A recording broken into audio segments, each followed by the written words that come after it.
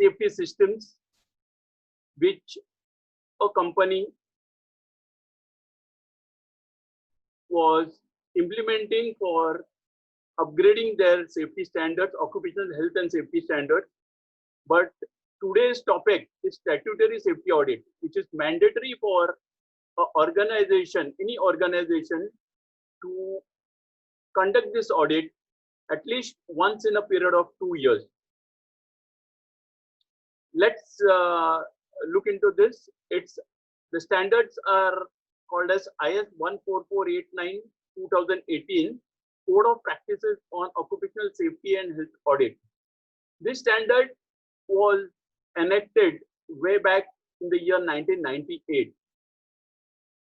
Now it has got amended in the year 2018.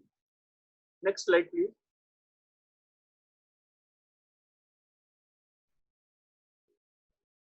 Let's understand as to why we need to go for occupational health and safety systems in an organization.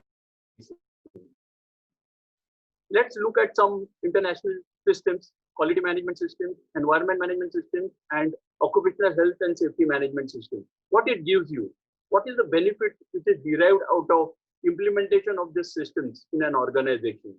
Let's look at it. It reduces the liability and risk. When we talk of safety, if you have a robust system, the liability of an organization's management is reduced to a larger extent. It facilitates better business processes. Why we talk of business processes? Because when we talk of a quality, what is that customer requires?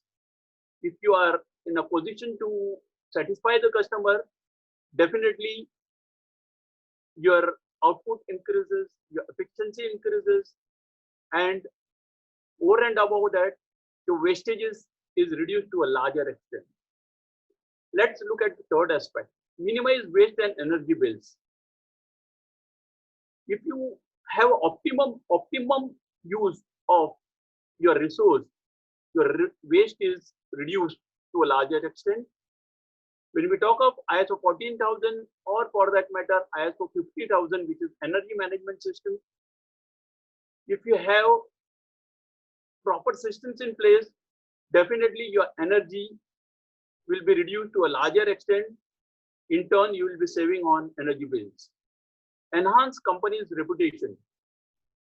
What it signifies, basically, it gives an assurance to your customers that when you have established systems, definitely your output, your processes will be of international standards, and that's what gives the assurance to your customers. Improve compliances. What do you mean by improve compliances? Because when we talk of implementation of this voluntary standards, the bare minimum requirement is implementation of the statutory requirement. That's the basic for any system, international systems. So the compliance is improved to a larger extent because you adhere to bare minimum requirement of statutory. Meet concerns of interested parties, because interested parties plays a very key role as far as ISO systems are concerned, the international standards are concerned. We have to hear the customer, hear the interested parties, look at their grievances, look at the issues, and you have to address those things. Gain international recognition, because as it is an international standard, you will be at par with any other organization operating in the globe. Improve marketing potential, because those tags that you are certified to particular system, which itself will help you to gain market to a larger extent, but not necessary that you will get business. But then definitely it's assurance to your customers that basically you are of an international standard, and which gives the marketing an edge for getting business. Next slide, please. Let's look at the key changes. This IS 14489 standard, which is a statutory safety standard audit for auditable purpose, was implemented in the year 1998. Since then, it was enforced, and in the year 2018, there is amendment to this particular standard. Now, this IS 14489 2018 has been adopted, or basically it's tuned to ISO 45001 international system. Let's look at some of those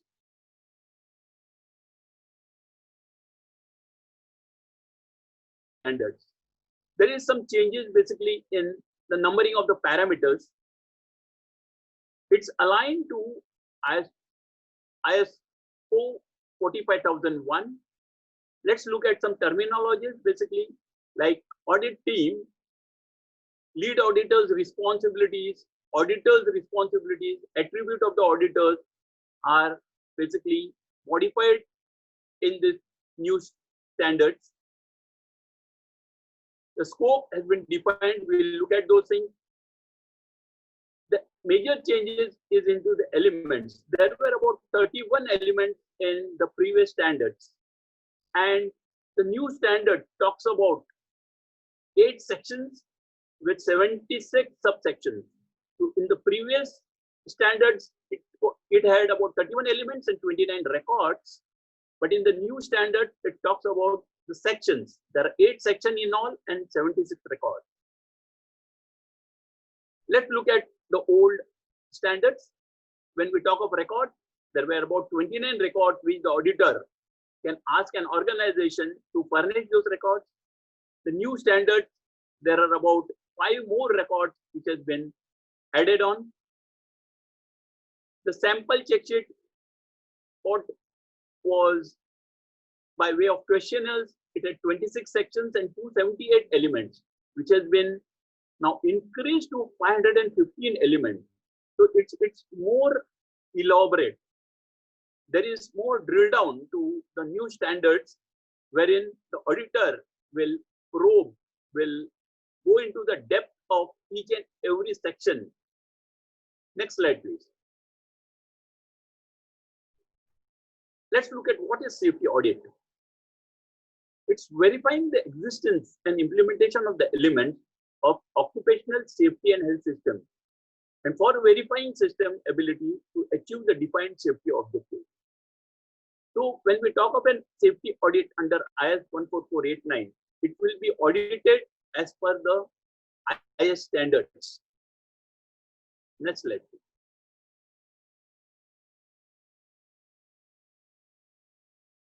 What is the concern of the management? Because when we talk of a statutory systems which has to be audited, let's look at the management as to what is their concern.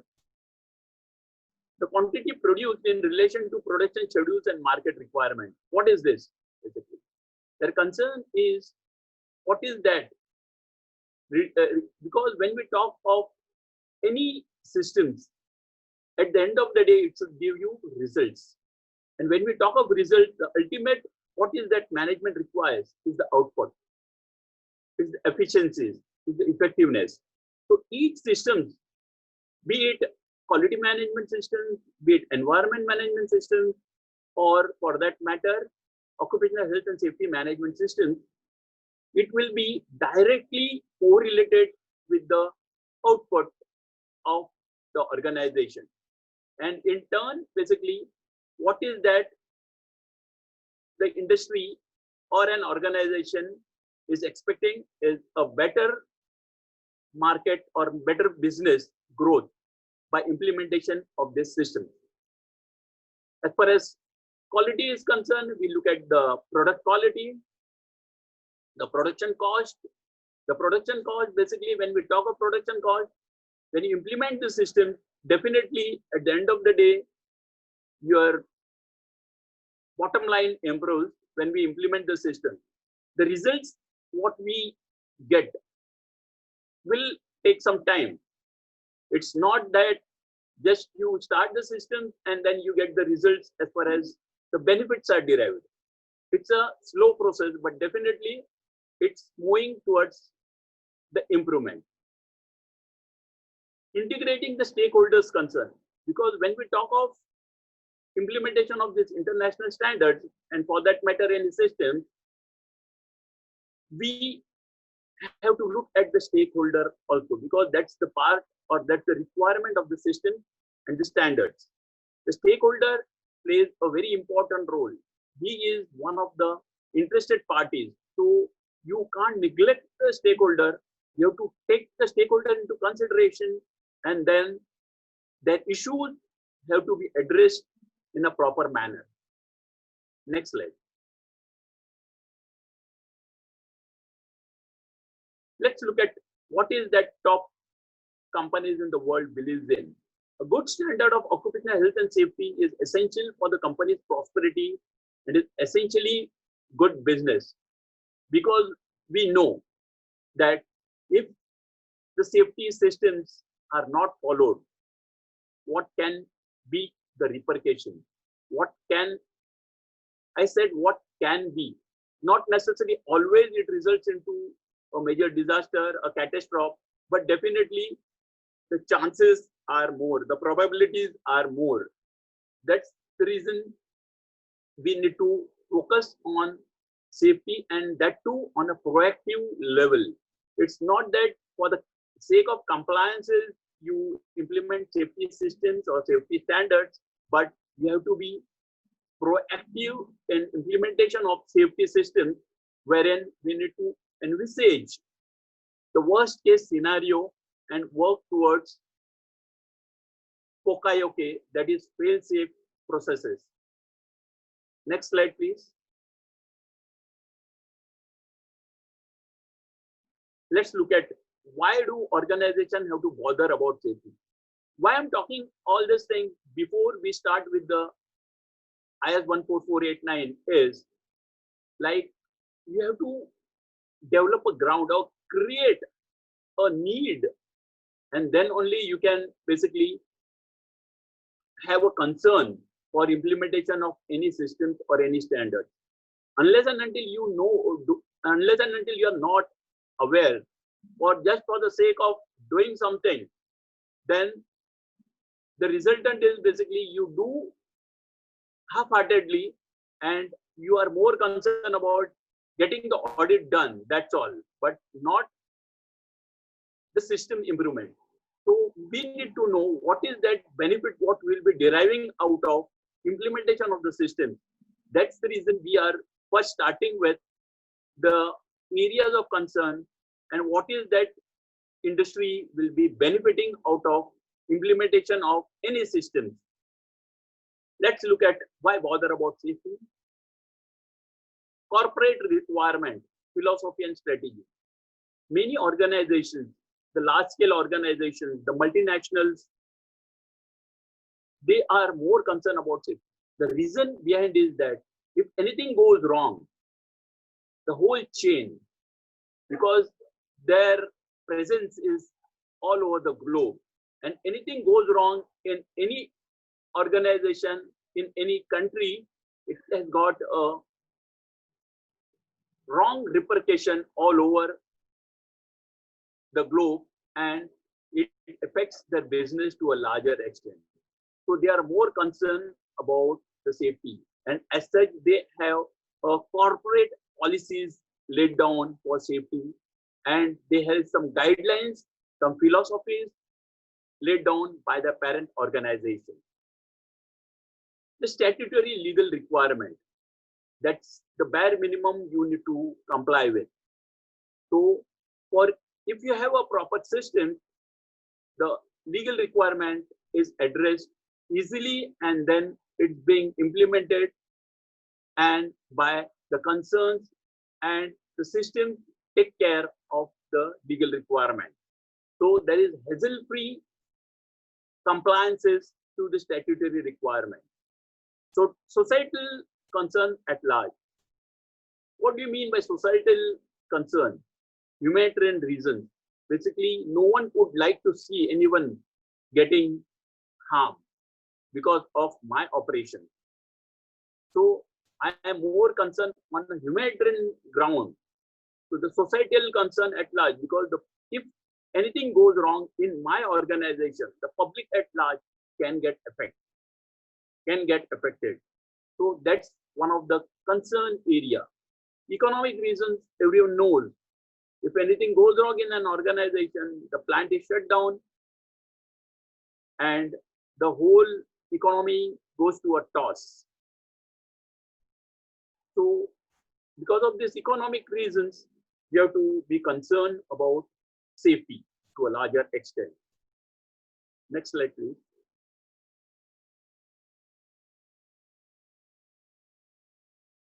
Corporate strategies, what we have. When we talk of the international standards, now they are more concerned about the strategies, the top-down strategies. Previous standards were more on a silo basis, like it was talking about that particular organization or that particular plant. But now it is talking about the strategies laid down by the top management at the organization level, which is to be looked on. So any system we talk about, it has to dovetail from the top. The strategies has to be laid down from the top, which talks about the long-term strategies, and the goals which have been set has to be aligned to those strategies. Finances, when we talk of finance, also plays a very important role. That's the reason these are all voluntary systems. And when we talk of voluntary systems, we are talking about the main focus will be on a continual improvement, not a continuous improvement. So the areas basically wherein we need to improve, and we are good at finances, the technologies there, we can go to as far as those things are, just implement the latest technologies, or we can take another aspect or another issue and work on that. So overall, something or the other thing has to be worked on as far as the systems are concerned. So it all basically is talking about the finances. Human resource, the resource part. When we talk of human resource, we are talking about not only the numbers, we are talking about the skill set also. The skill set plays a very important role as far as the systems are concerned. You have to upgrade yourself to tune to those requirement of the standard, the requirement of acceptance of the technologies which is being used. So human resource plays a very important role. Marketing, product design, and product liabilities, all those things again is an important factor. Manufacturing and operating policies, those are a part and parcel of the standards. Next slide, please.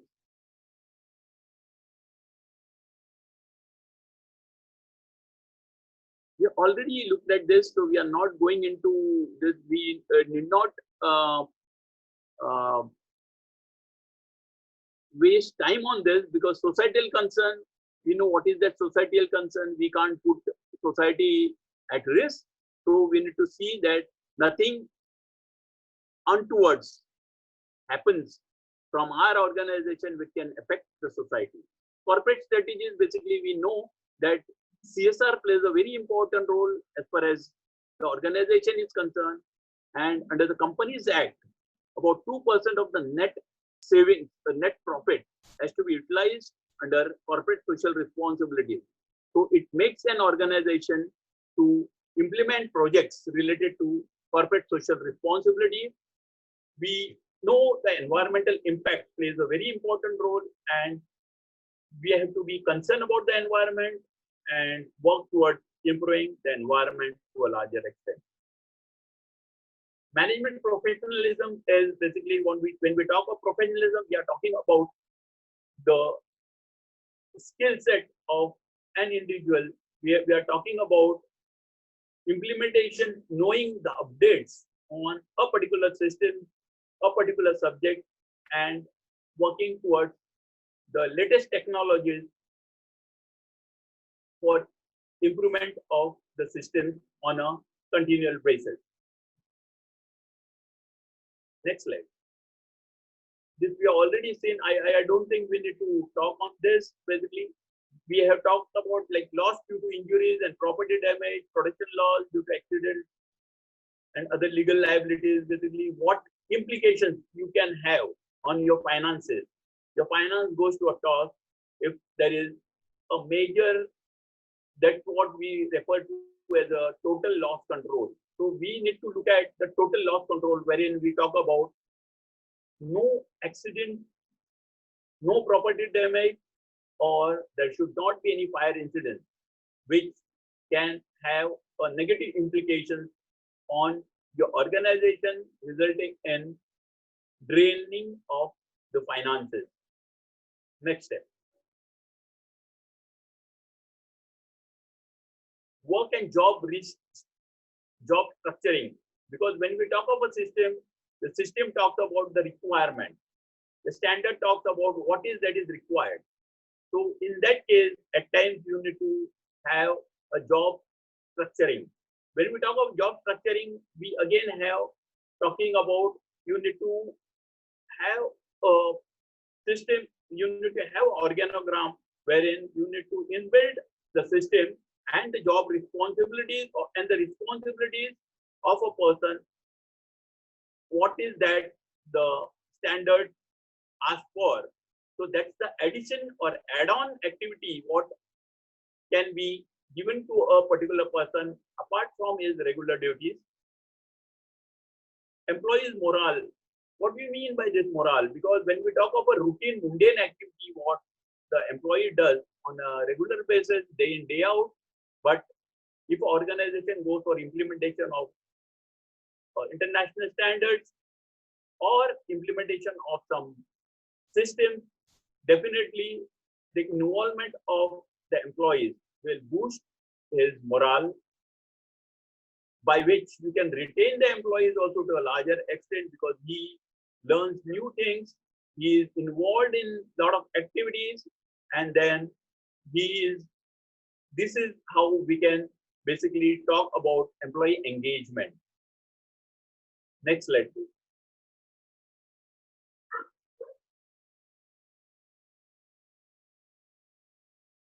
This is what we are talking about, the offshoot of the implementation of any system or any standard.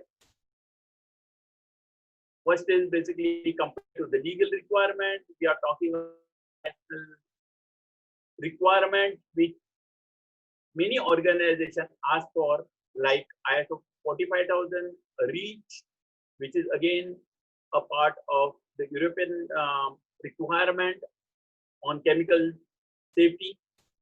The Consumer Protection Act, again, you can talk about a lot of things. Basically, when we implement the system, it helps you to protect yourself by way of, you can always say that we are a class as far as our industry is concerned.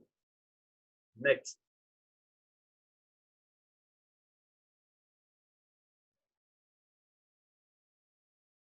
Here we are talking about manufacturing and operating procedures because this standard or the system talks about continual improvement.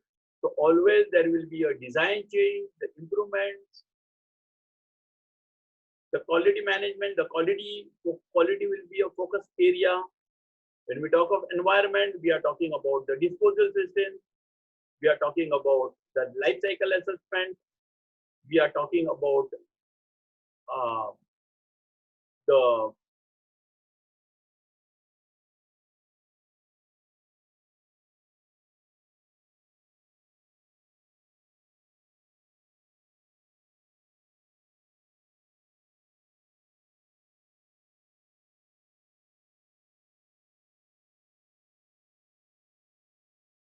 improvement in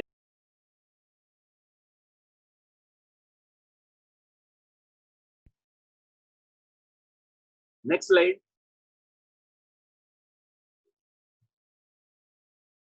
Now let's look at some activities related to safety. When we talk of these activities, these are to check the health of the system. When we talk of audit, it's basically the health of the system. How robust or how healthy the system is functioning. That's what we come to know through various activities which is laid down over here. So let's look at it one by one. First of all, we are talking about the safety audit. Go back. Safety audit. Then we will look at the safety survey, safety inspection, safety tour, and safety sampling. Because when we talk of all this, these are some different things, but the objective of all this is the implementation of the safety system. Next slide. Let's understand what is safety survey. Detailed examination of narrower field of activities. What do you mean by narrower? Because when we want to focus on a particular area for improvement, you have to narrow it down. You can't have a broad perspective in mind. For improvement at a particular point, we have to narrow our focus. So after narrowing, what we do is that we work in that particular area to see that how the system in that particular area, or for that matter, some unsafe conditions prevailing, can be improved. What is inspection? Safety inspection. Routine inspection work being carried in accordance with the procedures. It's a routine inspection. So it's but dedicated inspection, which is a routine activity. What do you mean by routine? Like basically, when we talk of safety inspection, you have to carry this inspection on a regular basis, and you have to look at the gray areas, list down those gray areas, and see that the corrective actions are being implemented in that particular area. Safety tour, it's an unscheduled examination. So again, inspection and tour, these are two different things. These are two, because when we talk of safety inspection, it's a planned routine activity. Safety tour is an unscheduled examination. So it is not scheduled. You all of a sudden start with the safety tour. It's meant for what? Hazards are identified and recommendations made. Suppose all of a sudden I feel that I get some information from some quarters, like in particular department, in particular area, there are some unsafe conditions prevailing or unsafe act being done. You all of a sudden take a tour. You identify the hazards and then immediately make a recommendation for the improvement. That's what we are talking about safety tool. Next.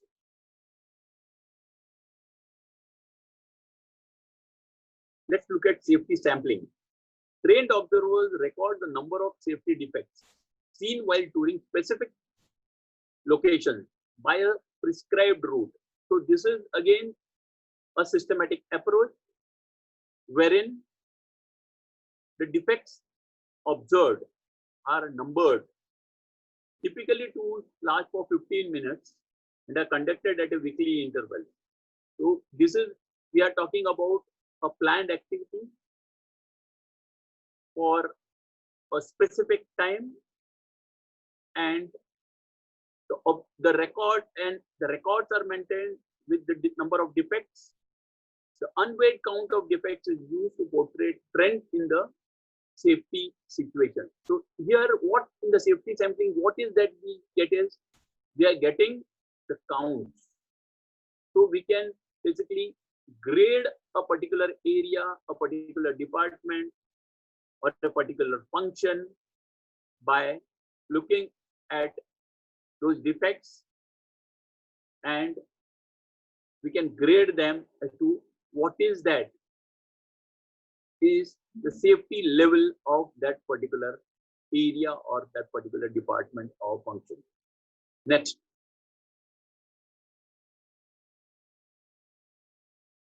Monitoring versus safety audit. What do you mean by monitoring? Compare actual performance versus standards. Monitoring, basically, what do you monitor? You have to monitor against some standards, some specific, some prescribed standards. Again, monitoring has to be a continuous, because at times you can get the result wrong. So you have to always on a regular basis do a monitoring versus the required standards. It's more comprehensive. What is safety audit?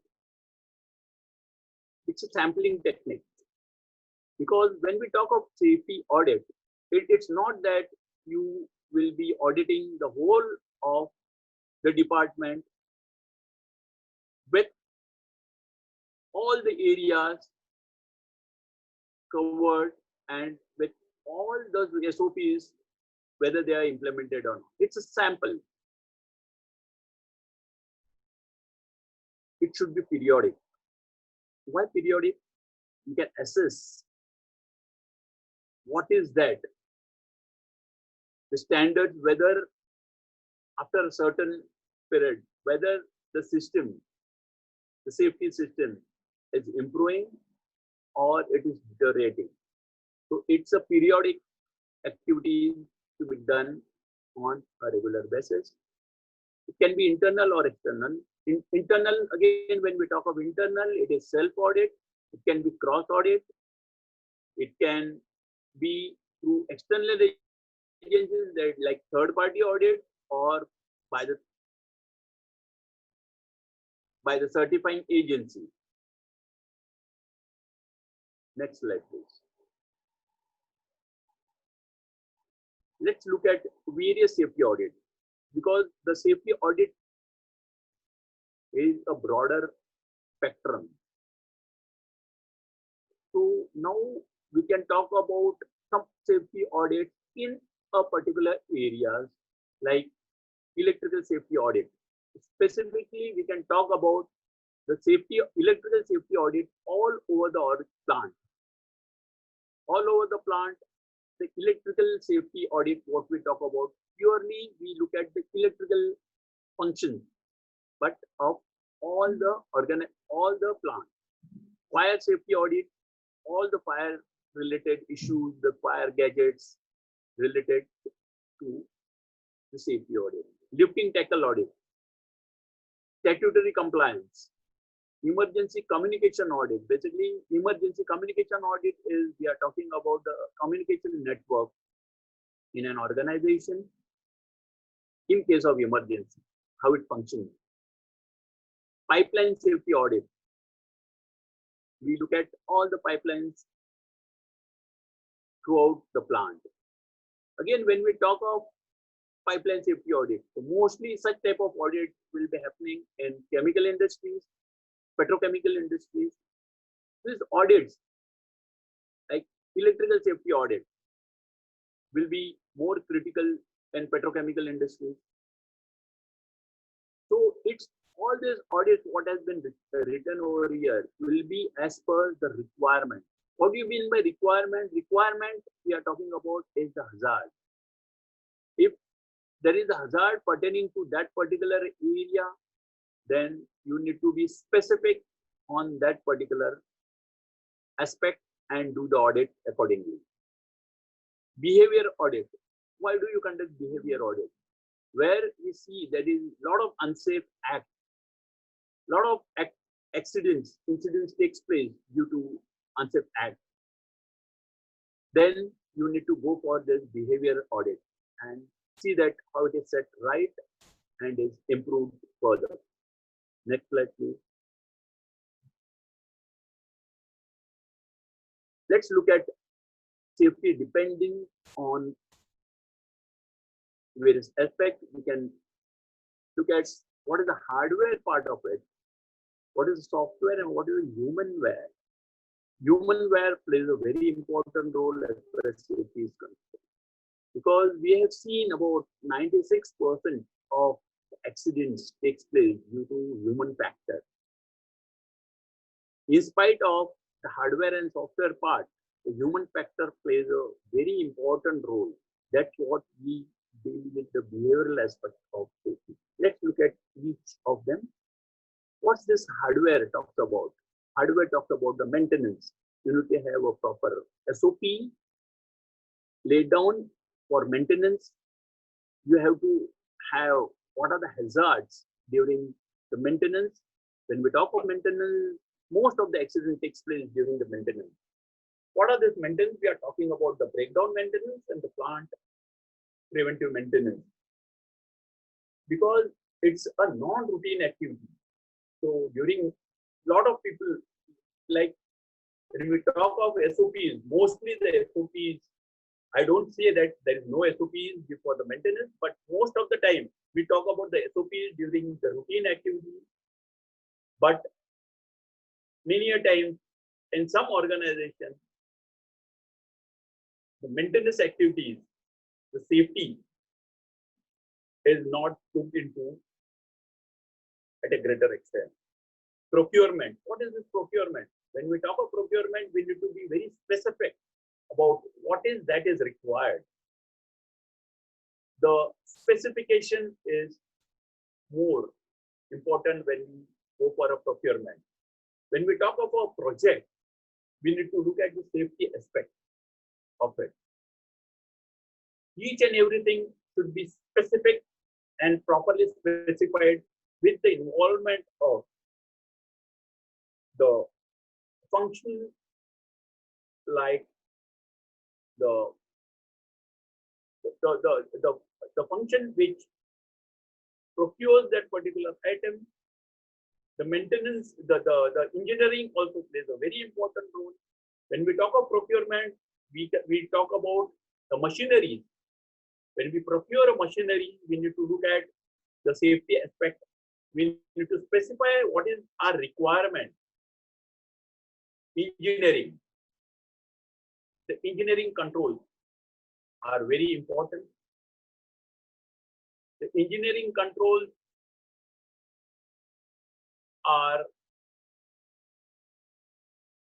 plays a very important role as far as safety is concerned, because we talk about the fail-safe. Even if you are keen, or the human factor, what we talk about, takes care by the engineering aspect, because we are talking about the fail-safe. We are talking about the machine. Even if we are interested, even if a person goes for a suicide, if the engineering safety is robust, you won't be letting in. Let's look at the software part. Work permit. Why we call work permit is software? Because we are talking about the various steps the work permit has, the various aspects, more of an administrative purpose. We see, when we talk of work permit, we see that a sequence has to be followed. At times, it's not followed. At times, you skip on to some steps. So work permit is considered as a software, because the aspect will be the hardware, but the permit system per se, what has to be complied with before, after, that is a part of the software permit to work. Accident and incident analysis. Again, why this is software? Because if you do a proper analysis, we talk about root cause, RCA, root cause analysis has to be done, and a fact finding has to be looked into properly, by which the accidents won't be repeated, or reoccurrence of the same type of accident won't be there in future. In emergency, what is the procedure to be followed? It becomes a part of software. Then all the SOPs, the safe operating procedures which has to be followed while operation of the plant becomes a part of the software. Now, when we focus on the humanware, all those things what is being written over here are part and parcel of the international standard, which talks about the leadership. The top management plays a very important role as far as safety implementation is concerned. Their intent is more important, which is a humanware. Following procedures, you have laid down operating procedures, but it's not being followed in spirit. So that's a human aspect. Task observation. What is this task observation? What is the task basically we are talking about? So when we talk of a particular task is being done, he has to be observed. So behavioral part, the BBS what we talk about is a part of the task observation. Health and hygiene is again a part of the management has given you everything, but it's not being followed. Again, becomes a part and parcel of health and hygiene. The PPEs, management has given you the PPEs, but you are not wearing. Again, it becomes a part of the humanware. So safety depends on this. You have seen the intersection of the three together. It has to be intersected. It can't be looked at into isolation, because when we talk of isolation, it can have a negative implication as far as the other aspect is concerned. So all those things has to be going hand in hand together. Next slide, please. Now we'll come to our main topic of the day, which is safety audit. Occupier is required to demonstrate his capability to design, locate, operate, and maintain his facilities to the standard acceptable to the government and public. What is this meaning? It means that the IS 14489 standards 2018, which talks about compliances, it talks about various elements, various records, those has to be adhered to by the occupier. So he is required to demonstrate. What do you mean his capability? To design, locate, operate, and maintain. This is how the sequence follows. It has to be demonstrated to design, capabilities, locate, operate, and maintain. So it's a continual process. It's not a one-time activity. It has to be following and it has to go on, because that's what we are talking about. It's a system. Next slide, please. Let's look at a generic term. What do you mean by audit? An audit is a systematic independent review to verify conformance with the established guidelines or standards. So it has to, when we talk of an audit, it can't be the prerogative of the auditor. Like an auditor comes and he asks you anything on the system, and then the auditee has to comply with it. Absolutely not. It has to be with some reference. What is that reference we are talking about?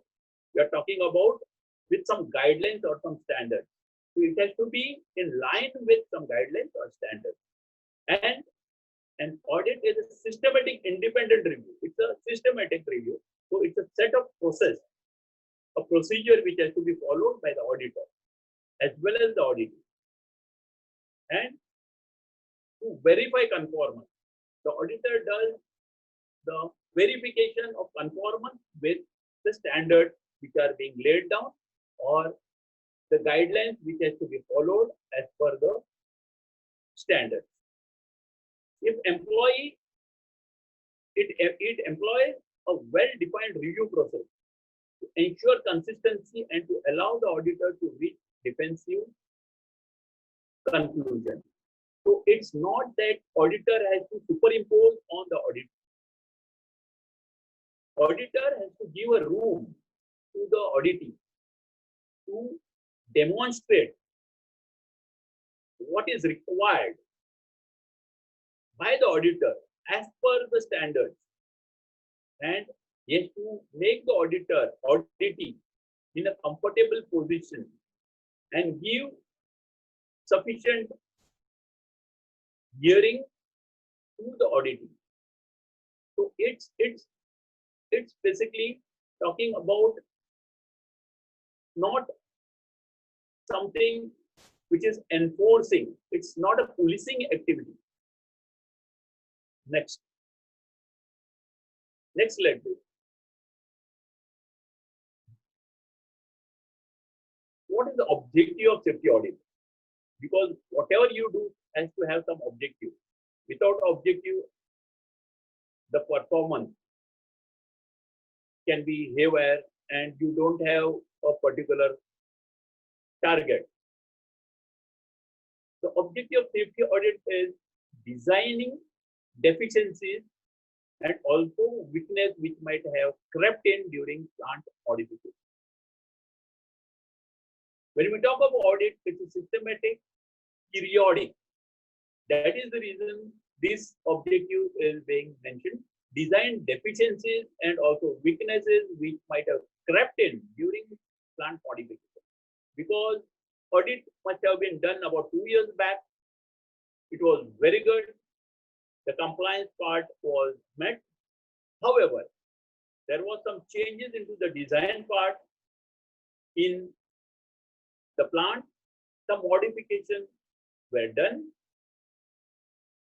and wherein during that safety was overlooked. That's the reason some deficiencies has crept in because of a continuous process, because it's not a one-time activity. So you can see the system slightly going down. Fire protection arrangement and safety system. Again, this is one of the objectives to see, because most of the time, many organizations don't upkeep this fire protection system. The reason behind is that they say for the last 50 years, we didn't have a single fire incident. So for the sake of implementation, they just put the hardware, but it's not maintained. So when we talk about safety audit, the auditor focuses on this particular system, wherein the auditee has to show what is the maintenance system of this fire protection system. Operating maintenance procedures degraded with time. Again, this area is again a gray area because the more focus of the organization is on production. The maintenance procedures goes for a task to a certain extent, because as the production is given an upper hand, the maintenance is given a stepmotherly treatment. So when we talk of the safety audit, this can be surfaced, and that becomes a gray area and the area for improvement as far as the safety is concerned. Preparedness for handling emergency. Again, people say there is no incident for the past 10 years. So for the sake of having emergency procedures, they have these documented procedures. Those are not being tested. And the second thing is that people are not aware of the system. And in case of real emergencies, then they face a problem. So that's what is being looked during the safety audit. The training. Again, training is a gray area. When we talk about training, a person is given a training like induction training, and after that, no training is given. After that, no training is given to a person. Always, when we talk about training, it should be given on a continuous basis. It should be refreshed and upgraded. So training becomes a gray area for an organization which is looked during the safety audit. So So that becomes again a part of the objective of the safety audit. Next slide, please.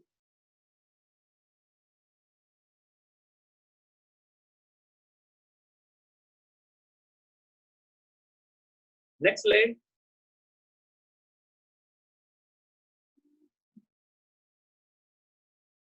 Let's look at the scope of audit. What is the scope? Fire and explosion, prevention, protection, and emergency management. That's the scope. Work injury prevention, that's the scope. Health hazard control, that's the scope. Consequence of emergency, that's the scope. And on-site emergency management plan, the scope.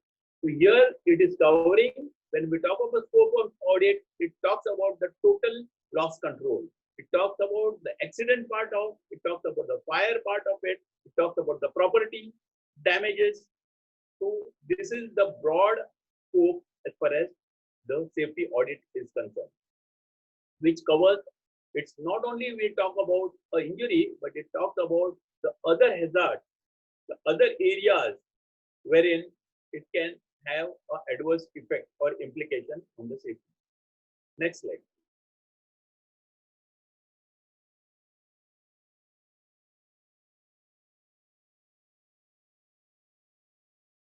Next slide.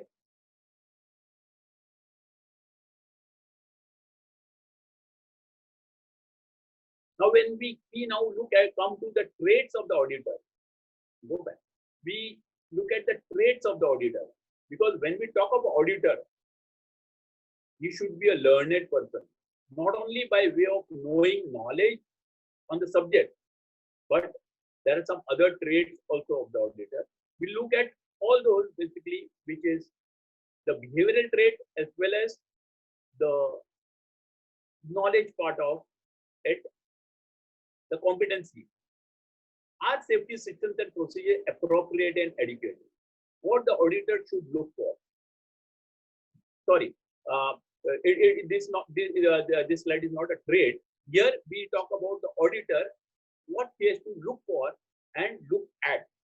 So look for is basically when he goes for a round, or what is that he needs to look at, which areas, and look at, when we talk of look at, is the record being generated which he has to come look for the compliance part of it. So let's look at what is that auditor should look for.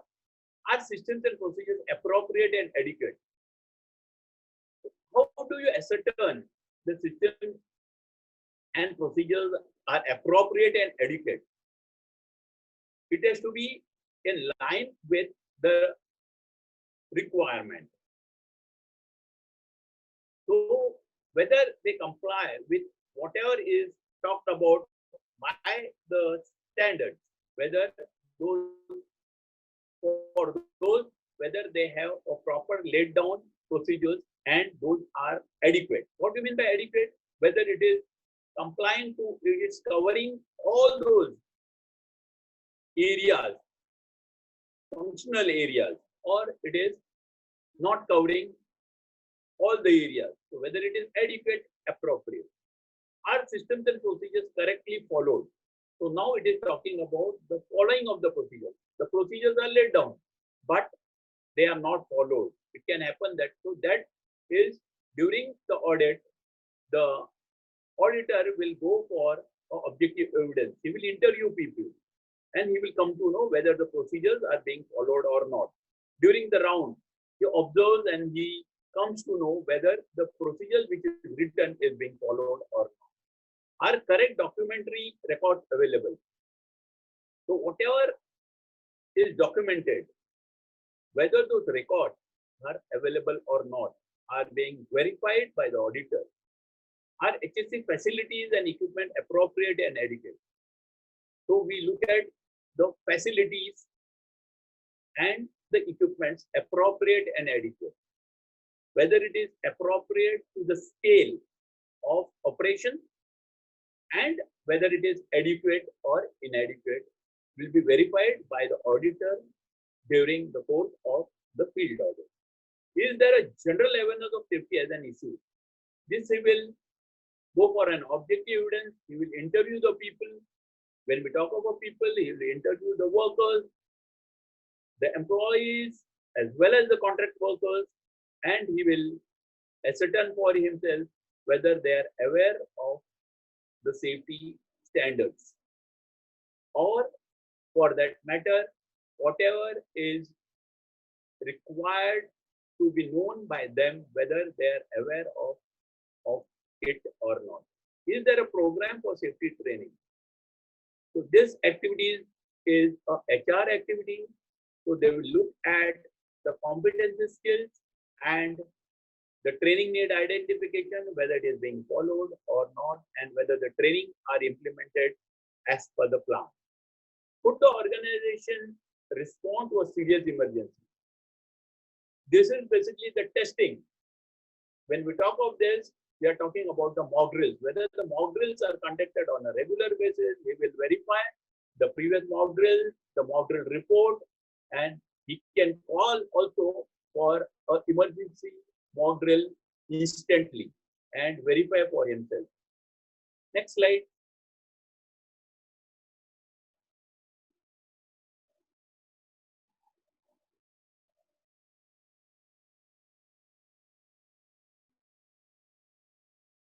Now we quickly move on to the elements of occupational health and safety system, IS 14489-2018.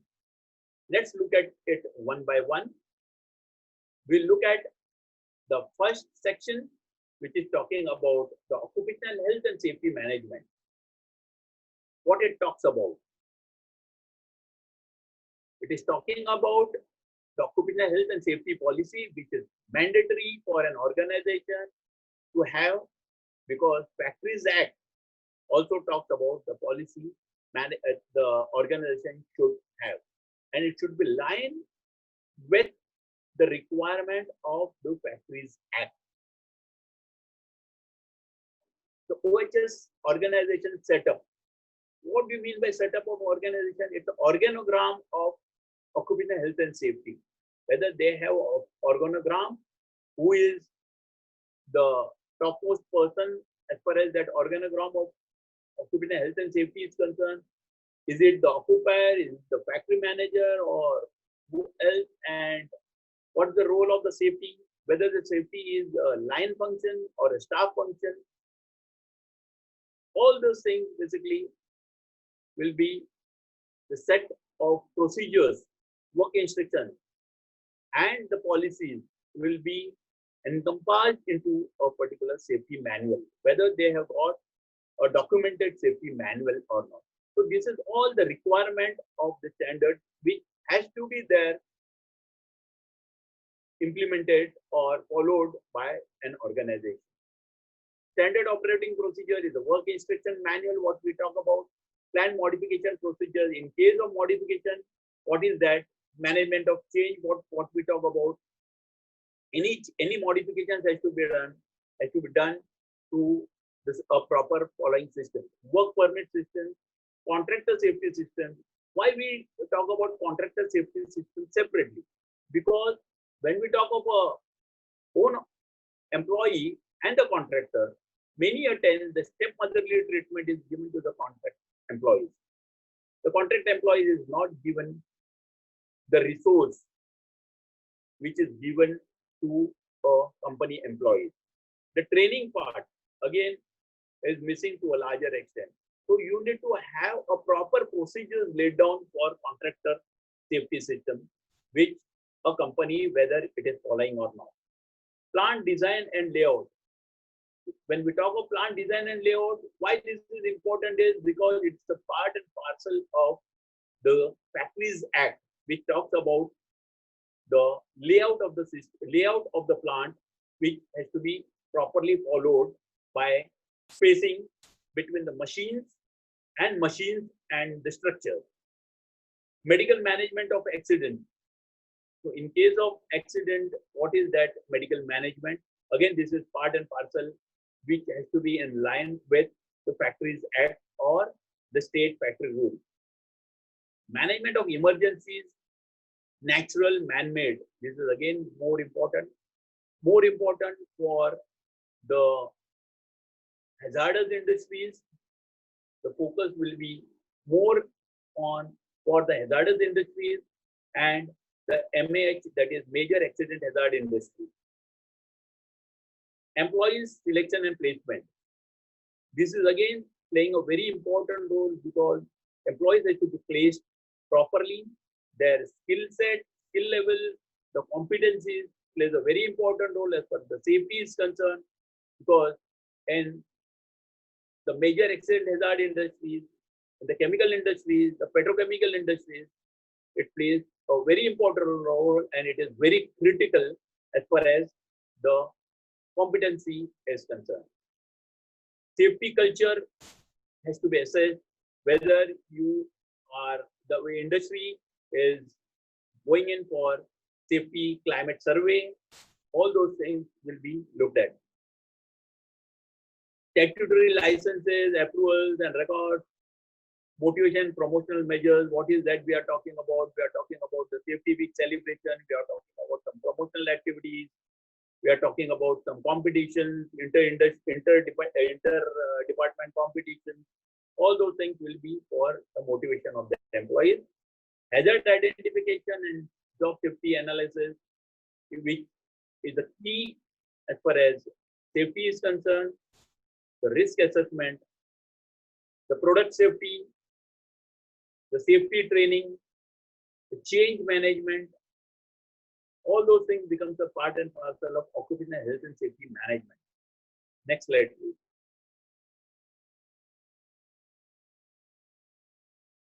Next slide.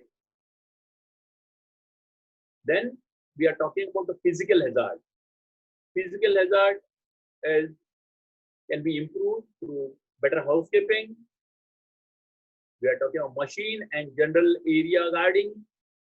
That's the engineering controls, material handling, electrical safety guards, safety in storage and warehousing, hazard assessment of new equipment. Because when we talk of hazard assessment of new equipment, before the equipment comes, you need to give what is that is required as far as the safety is concerned. You have to take the approval of the safety person, and then only you can, because he plays a vital role during the design part, and that's how you have to assess the hazard prior to the equipment. And once the equipment comes during the operation, you can reassess the activities. Hazard from radiation sources. Many organizations use radioactive elements to radiate. What is the hazard from the radiation sources? The compliance to the Atomic Energy Act. Control measures for specific industries hazard, like working at height and working in confined space. This is all are termed under physical hazard. Chemical hazard, we are talking about the transportation of hazardous substances, handling of hazardous substances, storage of hazardous substances, all those things. We need to have a documented procedure to it. The material safety data sheet of each and every chemicals what you handle should be there with the concerned department, the R&D, and should be displayed in the local languages and in a crisp one-page format. The gas cylinders, whether you comply to the gas cylinder rules, the hazardous management, waste management. So this comes under the chemical hazards. Next slide. Fire and explosion hazard. Again, there is an endless list. I will tell the organizer to share this slide with you because you can go through it. It's a self-explanatory.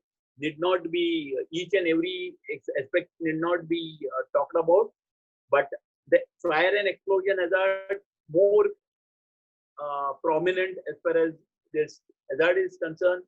The chemical industries, the petrochemical industries, wherein the main concern area is the static electricity, the lightning, all those things. Basically, the control measures should be more robust as far as the fire and explosion hazard is concerned.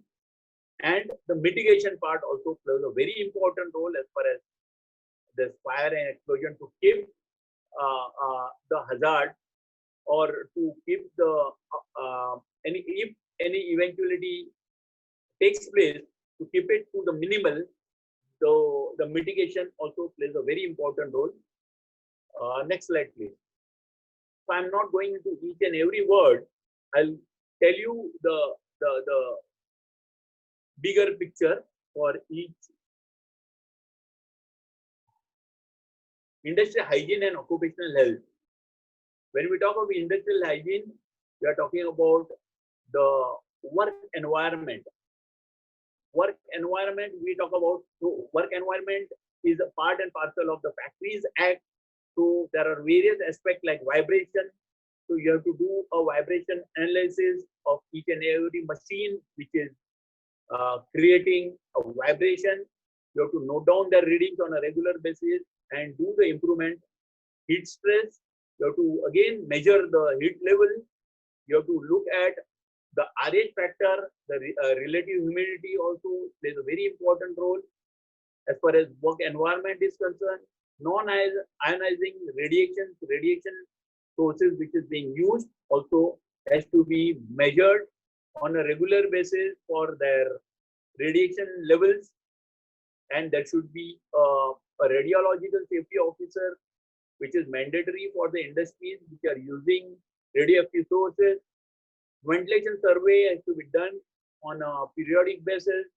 The air changes has to be monitored, and it should not exceed 6 air changes per hour. It should not be less than 6. Sorry, it should not be less than 6 air changes per hour through the natural ventilation or the forced draft ventilation. Illumination, again, Factories Act and the rules has given a list of the activities, what is being done and what is the illumination level which is required. So it should be in line with the Factories Act. The noise, again, when we talk about noise, what is that noise we are talking about? Should not exceed a particular decibel level, which is 85 decibels, 90 decibels for 8 hours exposure, and for increase of decibel levels, the exposure should be reduced to a certain extent. Then you can have a preventive measures to see that the noise is dampened. So we are talking about some sources by which basically the noise is absorbed, and if that's not the various control measures, the last resort is the PPE. Workplace monitoring for hazardous chemicals. Again, when we talk of hazardous chemicals, the workplace monitoring has to be done by way of what is the levels of exposure. So it should not exceed. When we talk of hazard, we are talking about the fire hazard also. So exposure limit as far as LEL levels are concerned, those are also to be looked at. The toxicity also plays a very important role. So all those monitoring basically should be done on a regular basis, and most of these areas, the occupational health, the doctor also is involved. The panel doctor also is involved in educating the workers on a regular basis. First aid facilities and occupational health center as per the requirement of the Factories Act. Factories Act has given the requirement based on the operation and number of workers being employed. The periodic medical examination, which is now mandatory for all the organizations on a yearly basis, has to be done. Personal protective equipment and emergency equipment has to be provided by the organization. The occupational disease, if any, due to the occupation, has to be noted or has to be ascertained by the organization if their operation can result into any notifiable disease as per the Factories Act. Again, when we talk of this, noise again becomes noise-induced hearing loss, or noise is again a schedule which becomes a part and parcel of the occupational disease for some operations which generate high noise. Accident incident reporting and investigation and analysis. So each and every accident has to be reported in a prescribed form. It has to be investigated. Analysis of the accident has to be done, and implementation of recommendations, reporting and investigation of near miss incidences. All those things is a routine activity, and it should be in a following a set of procedures. As far as legal requirement is concerned, you need to maintain all the records, and you need to inform the concerned authorities based on the requirement of the Factories Act. Next slide, please.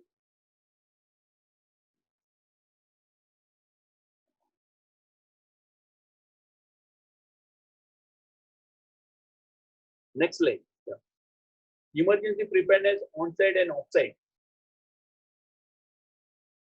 So we are talking about the emergency preparedness, whether the emergency preparedness and response procedure is the document is being followed by the organization, whether the system emergency procedures are being tested on a regular basis, the reports are made, the corrective actions are implemented, and whether there is a changes based on the emergency, based on the testing of the procedures, whether the documentation is amended.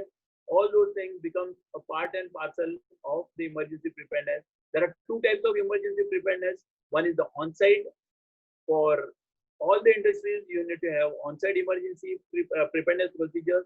And for the off-site emergency, we are talking about the major accident hazard industries, wherein this industry, due to the operation of these industries, anything goes wrong, the public at large gets affected. For those industries, the off-site emergency procedures should be in place. It has to be tested at a regular interval,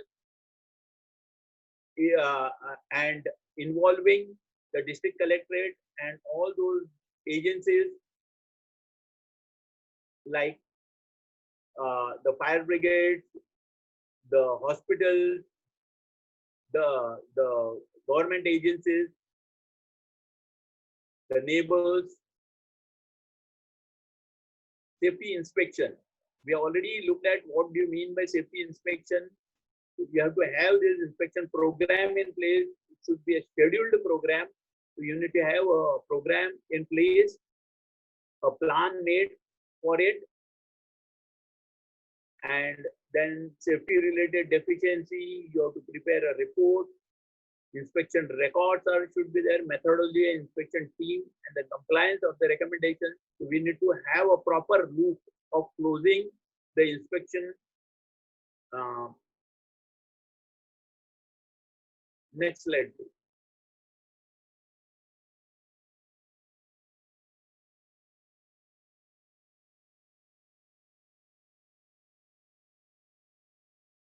Next slide.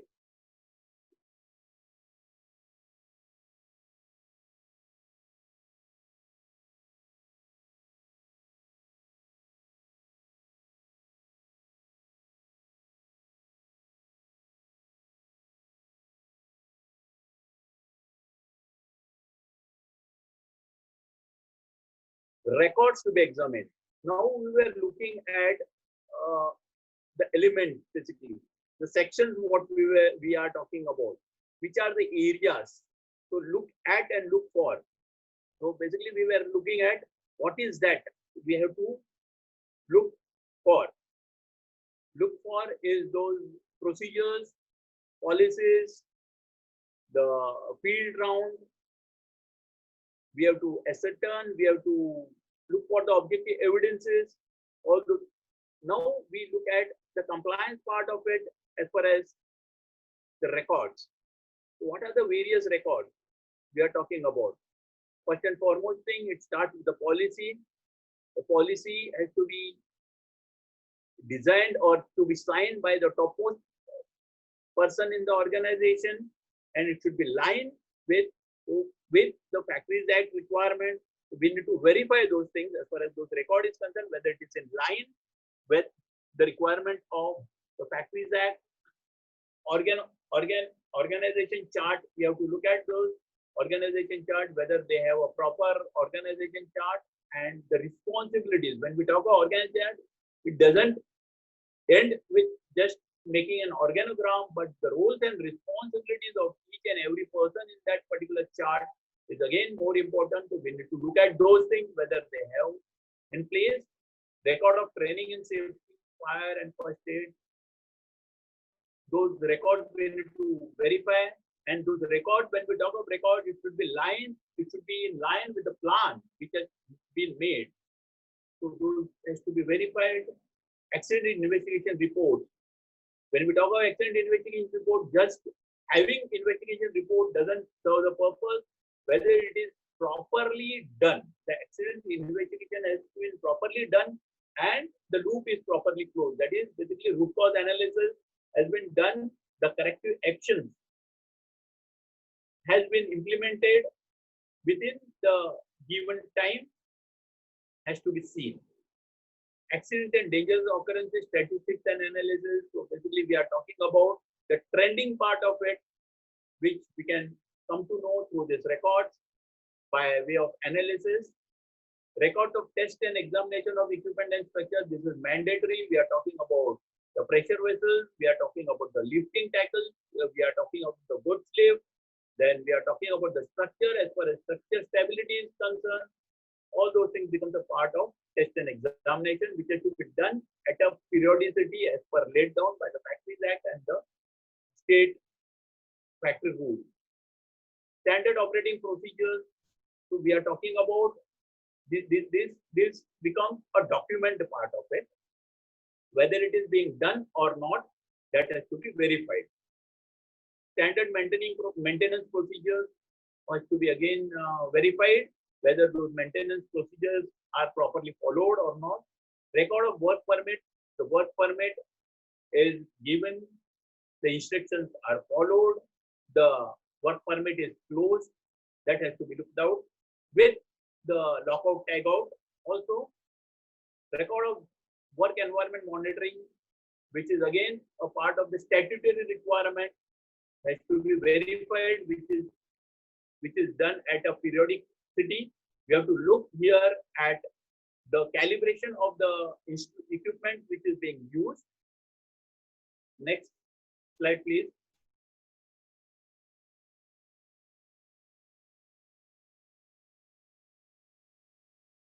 Maintenance and testing record of fire detection, fire fighting equipment. Again, firefighting equipment has to be tested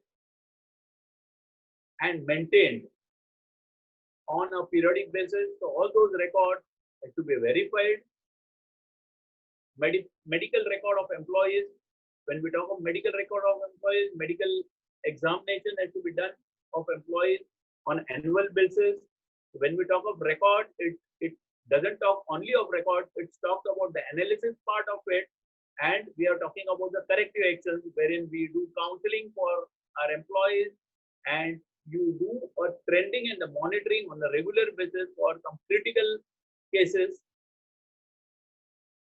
Records of industrial hygiene surveys, those has to be again checked, namely noise, ventilation, illumination, airborne and toxic substances, explosive gases, if any.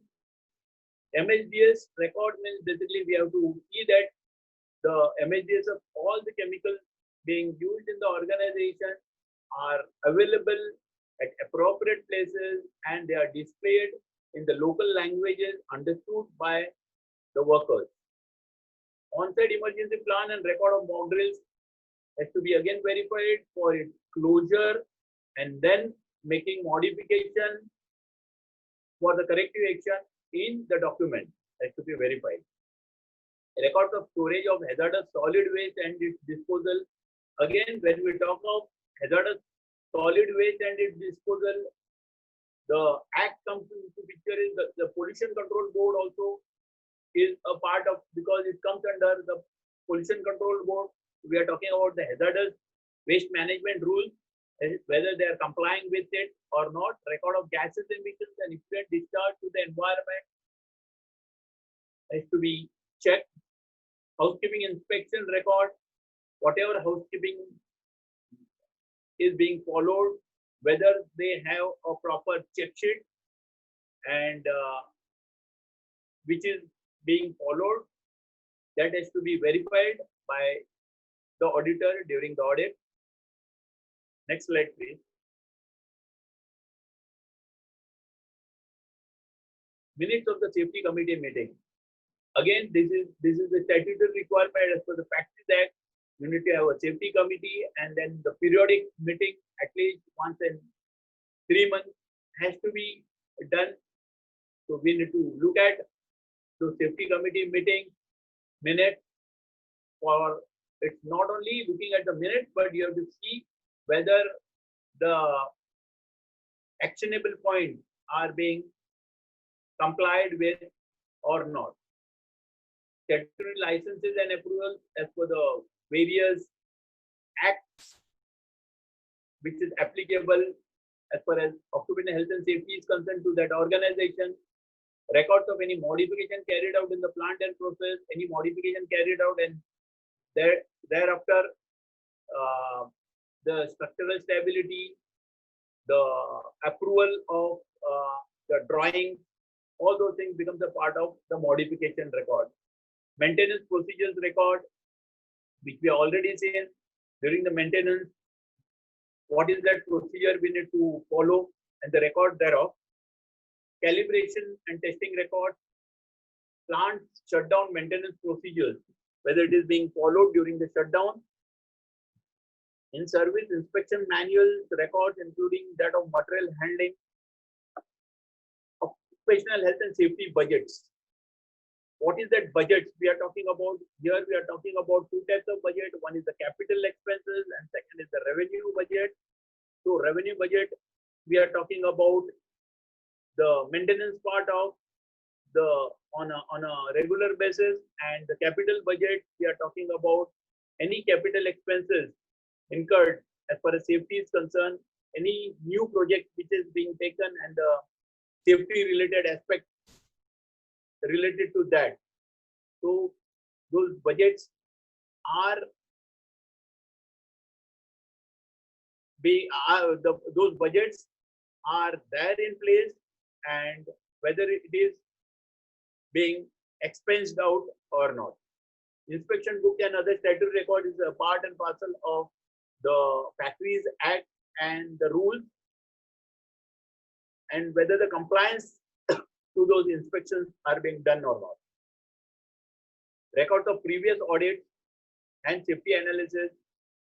So when we talk of statutory audit, the previous statutory audit, what is that areas of improvement which has been given by the auditors, the comments which has been given by the auditors, whether it is being complied or not, procedures for safe transportation of hazardous substances, whether it is followed as per the various standards, calibration records,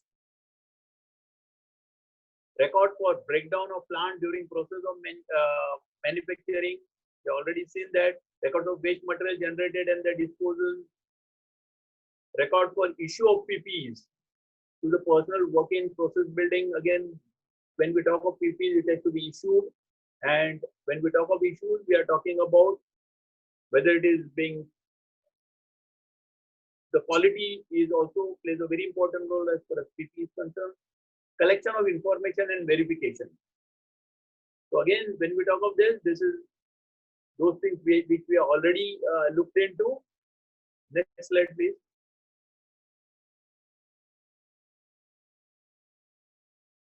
So these are various collection of information and verifications. We'll look into this like HAZOP, the hazard operability, job safety analysis of the job safety, These are main things which we have not dealt with. The medical ambulance facility, again, as a part of the Factories Act, all those things, information we will be collecting. Yeah. Next.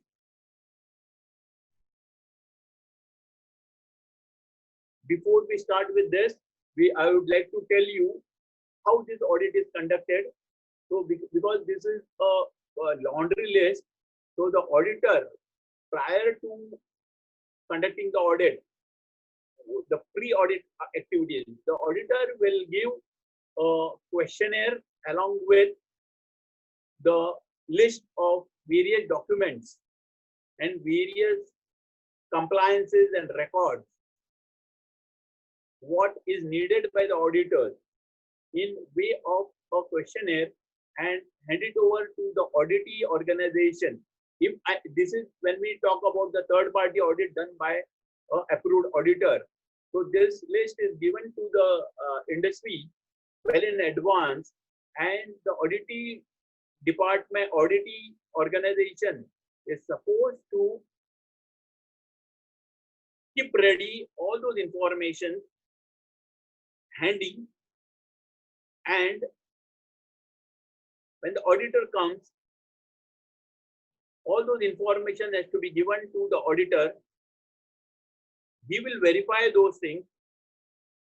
He will cross-check for the objective evidence while he takes a round of the facility to see whether it is complied, whether it is being followed.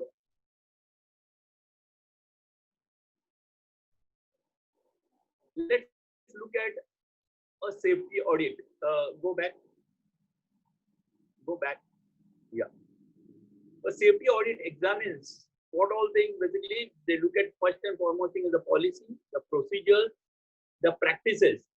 When we talk of practices, we talk about those basically procedures, whether it is followed or not, that becomes the practices. So behavioral aspect comes to the picture more when we talk of practices. When we talk of programs, we are talking about the work instruction manual, or for a particular improvement objective, they will be looking at the improvement stage or the status of that particular project. Audit team submits a report with recommendation for improving HSE performance. So auditing team, what they do is basically they give you an area of improvement, again in tandem with the auditee, taking their consent, their consensus, and then they prepare a report. So it's not that auditor gives something out of blue or something which he feels. It should be implementable, it should be acceptable to the auditee. That's what is more important, and that is how the auditee makes that remark in the audit report. But whatever that we are talking about is for improving the system. But when we talk about some compliances which is missing, so he can write those directly. But any areas of improvement, when we talk of areas of improvement to make the system more robust or improve the system as a part of continual improvement, then in tandem or in basically consensus with the audit team, only he gives you the remarks. The manufacturing, storage and import of hazardous chemicals, basically again, this also talks about the safety audit. Safety audit is required to be carried out by the occupier of both the new and the existing industrial unit with the help of an expert not associated with such industrial activities. He should be a third party. Under Rule 10.4. Under Rule 10.6, the occupier to update safety audit report once a year by conducting a fresh safety audit and forward a copy to the concerned authority. So it talks about carrying under the manufacturing of goods. Now we'll look at the traits of an auditor. What should be the trait of an auditor? Auditor should have a knowledge, because when we talk of safety audit, it can't be only having some list with you. You should have knowledge of the subject, because he has got a specific time. In that specific time, he has to grasp the process. He has to have the background of that particular industry to certain extent, but the safety is concerned. So that is what the knowledge we are talking about. He should carry with him for conducting an audit. Unless and until if he has the knowledge, he will be in understanding mode always. So he should grasp it very fast, and he should give his comments for improving the system, for improving the system, occupational health and safety system. So he should be having a thorough knowledge on that particular subject. That's more important as far as the auditor is concerned. The knowledge is not an auditing skill. We are talking about knowledge on the subject. That is more important for him to start with. That is the basic requirement. He should not have a blinkered view. He should have a broad basic. Otherwise, basically, if he has a blinkered view, then he won't be doing a justice for doing during the audit. Is the questionnaire exit useful? We are talking about. Those basically is giving you a guidelines to a certain extent. Because when we talk about safety audit, nothing as far as statutory safety audit, nothing should be missed out. So that is the reason a questionnaire is administered to the auditing department well in advance, because auditor doesn't have ample time to cover all those questionnaires during the course of the audit. What he will do is that he will cross-check, verify for compliances. But the questionnaire has to be filled by the auditing department, auditing organization well in advance, so that auditor is aware of the gray areas. Discussion is more important. Facilitator rather than an inspector, because auditor plays a role of a facilitator. He is not a police. He is a facilitator. What do you mean by facilitator? He helps the auditing organization to improve the system of the audit.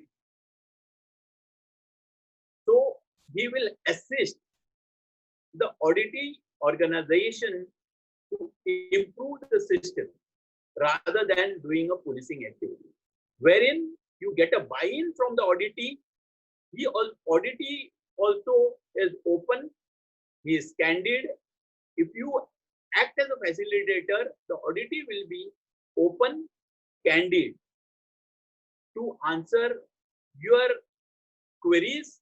You won't hide anything, because he knows that the auditor will help me improve my system, rather than getting some fault out of the system. He will look at some facts for improvement. Dispel the myth that it is policing on behalf of the management. So it's not a policing activity, it's basically improvement of the system. Next slide, please.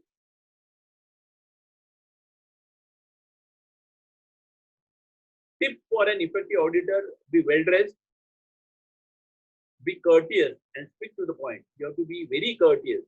It's not that one-upmanship that I am an auditor, so I am something up, like I am something, I am an inspector, I am a police, or they have to obey me, they have to obey my orders. I dictate. It's not that way.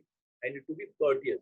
When I ask something to the auditee, also I need to be very courteous rather than dictating in a dictating terms. I should not speak. He should be very polite. Be a patient listener. You should talk less and get information more from the auditee rather than talking more. So you need to be a patient listener, because you need to give room for the auditee to talk, so that the auditor understands more, rather than talking more from his side and giving more information, not information, but sharing his knowledge more rather than understanding the auditee or auditee organization. Be brief in conversation. Very brief. We need to be very brief to the point in conversation. You should not get wavered, should not get diverted. It should be to the point. Be analytical in your approach. we need to be very much particular about this point. We need to be very analytical. Be a keen observer. When the auditor audits or he goes for a round, he talks with the auditee, but he has his eyes open, looking at many things happening. So he has to be a good observer. Be focused. Again, when we talk of auditor, be focused is to the subject, to the point. Apply your knowledge of legislation. That is more important, because this knowledge, because many a time auditee might not be aware of something new, amendments or some new acts coming in. It can happen, and that's what the auditor will help the auditing organization to update on those information as far as legislation is concerned. So auditor should have a knowledge of legislation up to date, so that we can facilitate on the statutory obligations what the auditing organization should comply with the latest amendment. Follow the audit schedule. You have to be very specific. Once you give an audit plan and audit schedule, you have to stick to those audit schedules. You can't change your audit schedule. Yeah, next. So that should be always open-ended questions, not to be on yes or no. So auditee, you need to make auditee speak more, so that you understand more from the auditee. So it should not be, the question should not be on yes or no, rather than you need to be in a position to explain those things. Always base your observations on objective evidences.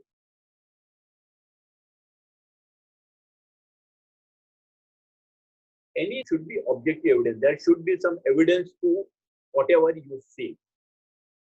You have to narrate, you have to quote that incidences, you have to quote that interview of a person. That is what we are talking about, objective evidences. Audit or with like whatever is written in your document which is not followed. So basically that is not following is the objective evidence what you see during your field round. Some unguarded machines, those are objective evidences, but you can't make a judgment. It should be with evidences for each and every aspect.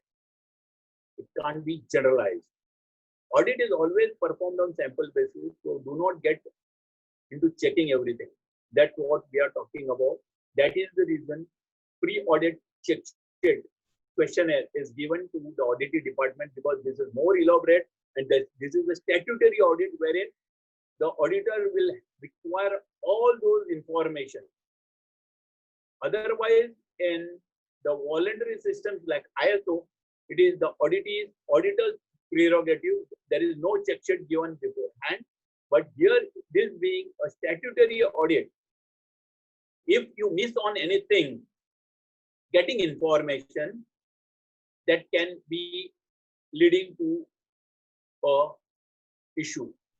That is the reason you need to give. But during course of the audit, you do your homework and then you go for objective evidences of whatever information has been given to you. To get information, use 5W1H, what, when, where, who, why, and how. This is what is being followed. And this is the same thing which is being followed for your SOP, work instruction manual also. Always shake hand warmly and thank the auditee before leaving. This should not be followed during this COVID-19. Next slide.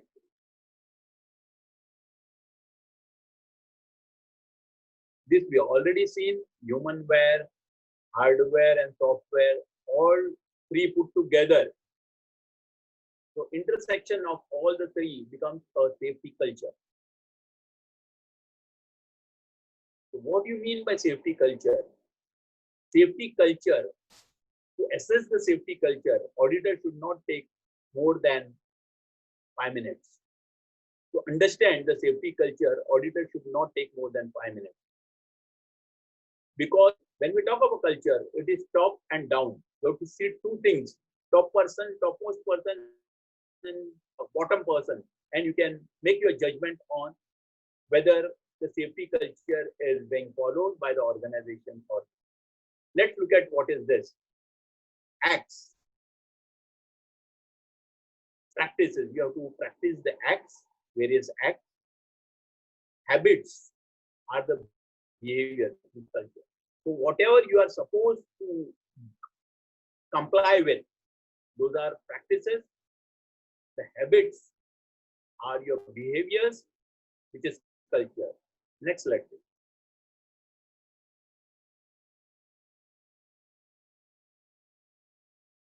It is a general term for a degree to which the culture of an organization promotes and cooperates safety and health work practices. It's a degree. So we can't say that we have a 100% safety culture.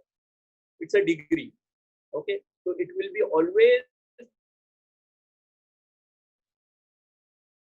on an improvement level. It should be always on the improvement level. Yeah.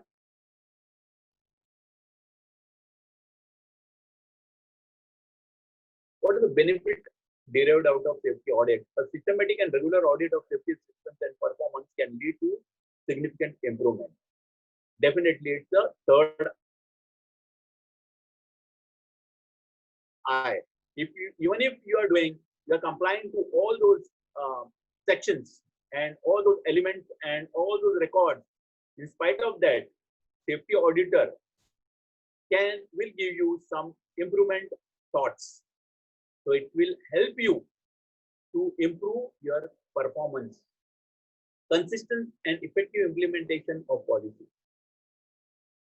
The policy which is laid down will be effective based on the compliance part of it and based on the input from the auditor. So it should be again consistent, because when we talk about policy doesn't mean that you have to implement all those things, the intent, in one go. It's stage wise or over a period of time, because it is talking about a long-term perspective. Policy is talking about the intent over a period of time. And the goals are basically we are talking about in a particular given period. So the broader spectrum or a perspective is a strategy or a policy what we are talking about over a period of time. So it should be in line, it should be inconsistent, and it should be effective if your actions are in line with the policy. Reduction in accident rate, you can get the offshoot of it, which is reduction in the accident rate. Nowadays, don't rely on accident rates only. We are talking about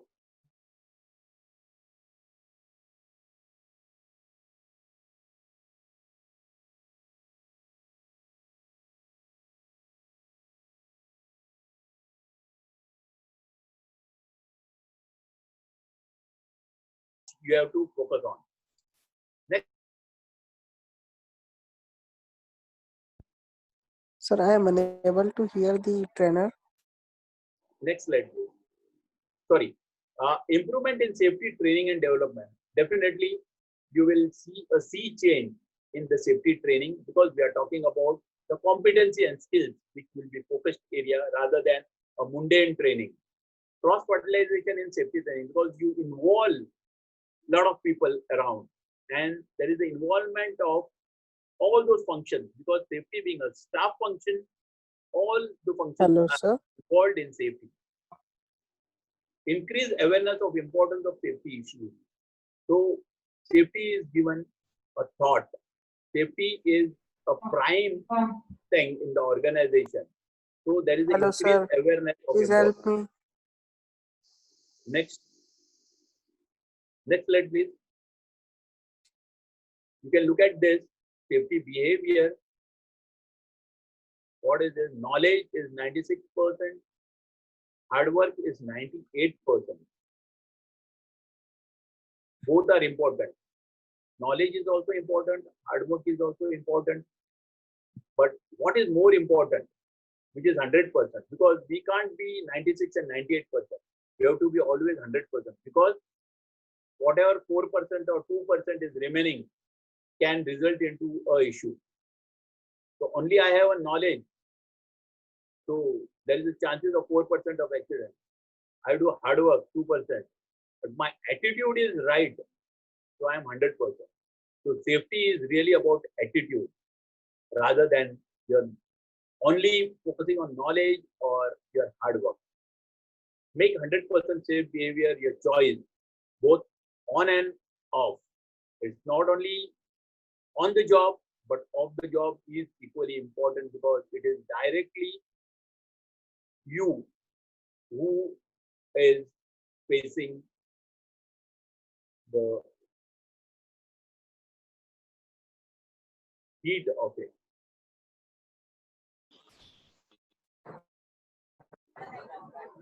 Next slide, please.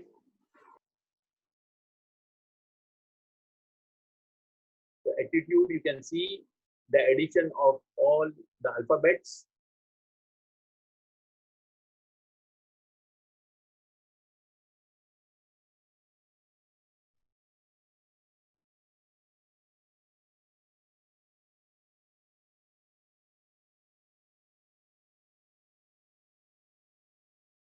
So this is the sample check sheet for safety audit questionnaire, which is given to the auditee organization beforehand, and he makes it ready. He does the homework, keep it ready during the when the auditor comes for the audit. More focus on the auditor is looking at the records, verification of records, the field audit, interviewing the top management, going for a round, and collecting objective evidences, interviewing the workers. That's how the audit is conducted.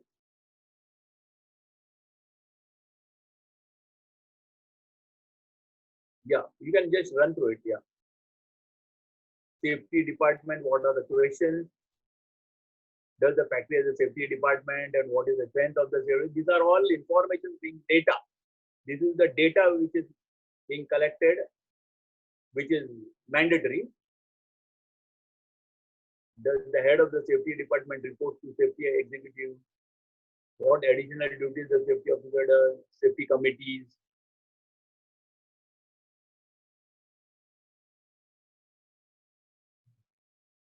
So the difference between the old standard and the new standard is basically the rearrangement of the elements, concising basically those things, and regrouping it. That's what the whole thing is.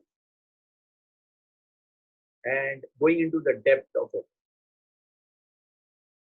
with more questions. The safety budget. So if you look at each and every question, so if you collect those data, you will come to know the detailed information about that organization on that particular aspect. Nothing is being left out. You look at the budget, what is the annual budget question is there, what is the percentage is there, how much budget has been utilized. So you come to know utilization also. Is the budget adequate? They are asking, how is the safety budget arrived at? So that is again involvement of the various functions or involvement of the safety department in line with the top management. What is the pattern of expenses for the last 5 years? So you know the trend also, whether you are more concerned about the safety, whether you're spending on the safety right now, whether you have a latest technologies being implemented. All those things you come to know through this question. What are the approval sanctions for the expenses in this budget? The approved sanction. So you come to know also the sanction of what is being approved. Does this budget get reflected annual report? That is more important, because annual report talks about the top management and the strategic during the strategic planning, whether you have considered this particular part or not. So annual report is the heart of the finance. Yeah.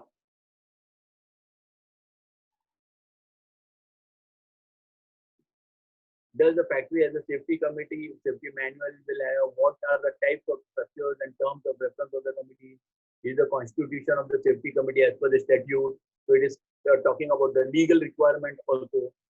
How are members of safety committee selected, elected, nominated? All those things again, which is a requirement of the Factories Act. So the compliance part also is covered, and more than compliance, basically those information is gathered. SOPs again,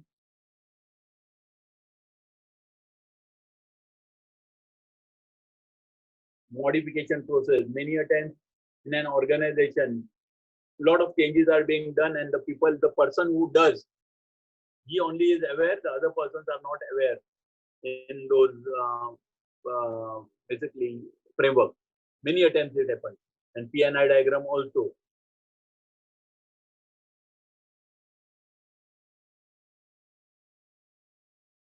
There's a work permit system, various types of work permit system. So when we talk of this structure, the questionnaire, so all the functions are aware of this. Otherwise, in an organization, only the safety department knows what is that you have to do, what is the legal requirement, what is the statutory obligation as far as the safety is concerned. Only the safety person knows. And the management thinks that the safety person is paid for it, so he only should know. Why should other department? So it is the responsibility of each and every function to know for compliance part of it. Because organization doesn't work safety, make safety as a staff function, line function. Rather, they have it as a staff function. So that is the reason. But if we have a system and if we have standards in place, standard will force you to involve each and every function in the system.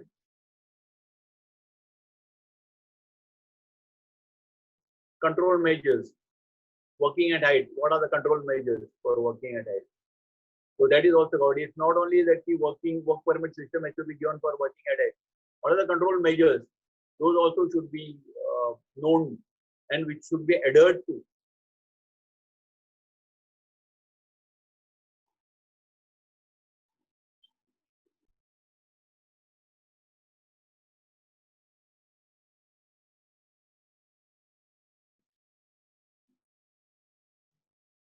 Working in confined space.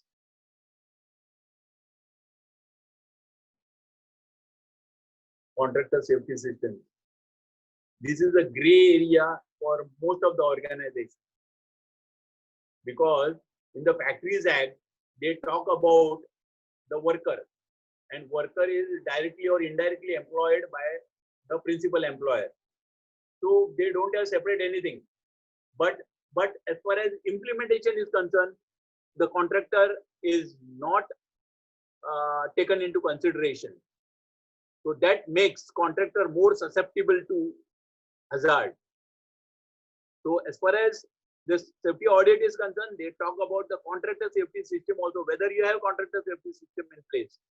So then you will definitely have those areas, those points to be considered, and you will take them into a loop. Otherwise, we generalize those things. Contractor, there is no difference between contractor and our employee as far as the Factories Act is concerned. But the implementation part is concerned, they give motherly treatment. But here you are forced to have a different safety system. Different means basically separate. It's not a different, it's a separate system wherein those things are also addressed. The contractor safety systems are also addressed. So nothing is missed out.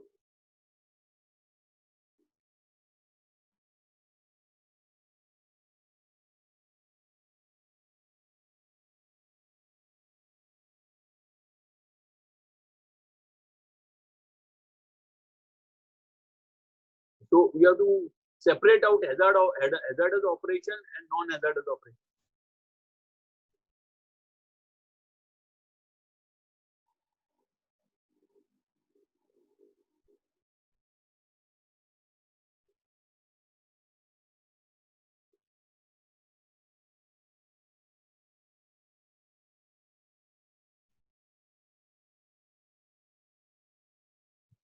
Here we are talking about pre-employment medical examination and periodic medical examination. Both are equally important, because anything goes wrong with the employee during the course of the employment, you can correlate with the pre-employment medical examination.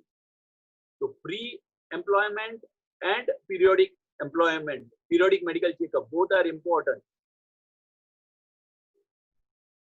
because you can directly correlate with the occupational disease or occupational hazard, which at times we can claim that anything relate any medical issues is due to the occupation, and you have to keep a track of critical cases.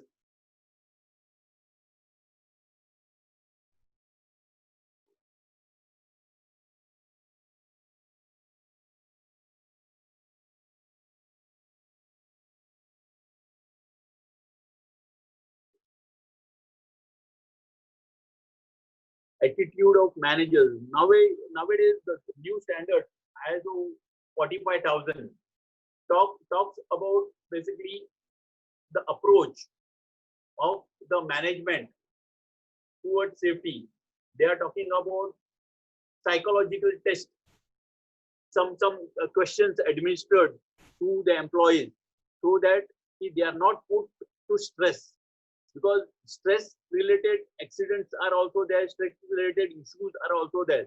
Whether those employees are under stress, employees for that matter, workers are under stress, so those things also has to be looked into by the management through doing some surveys.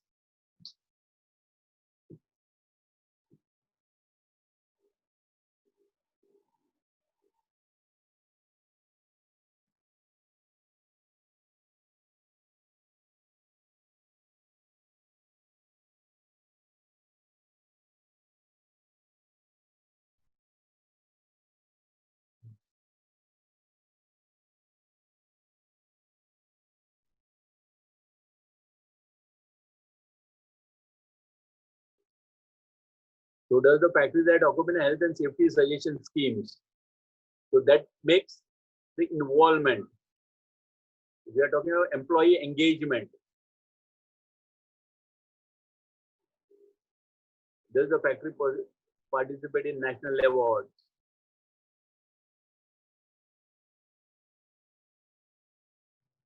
Hazard identifying job safety analysis, whether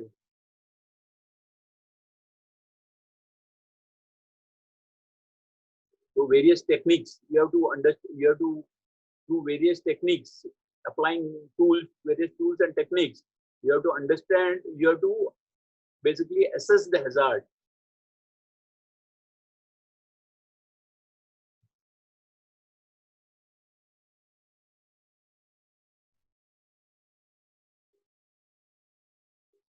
The criticality of the job has to be looked into.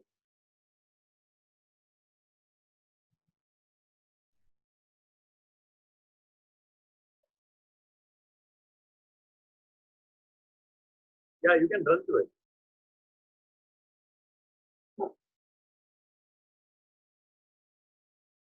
So there, this particular standard talk about the product safety also. It's not only process, but the product safety also is equally important.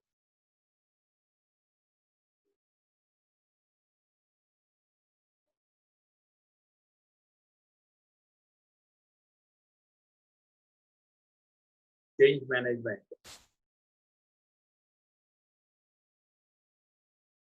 Mechanical integrity.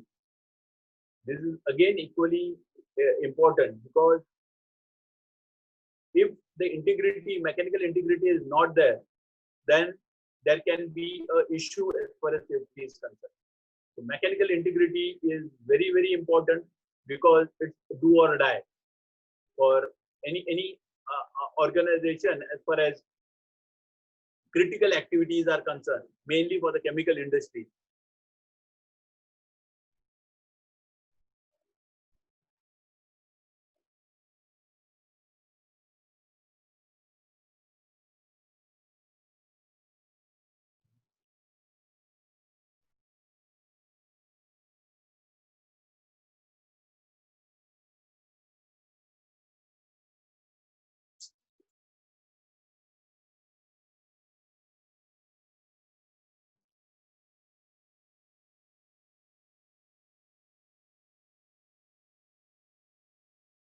When we talk of this housekeeping, now we need to look at the 5S part of it rather than the housekeeping.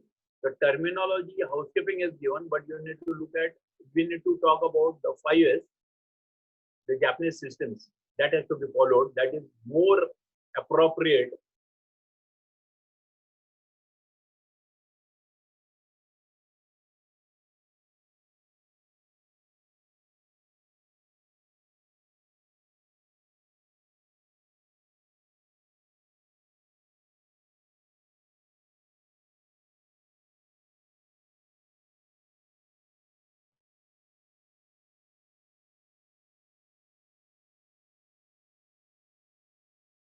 You can see how elaborate the questionnaire is.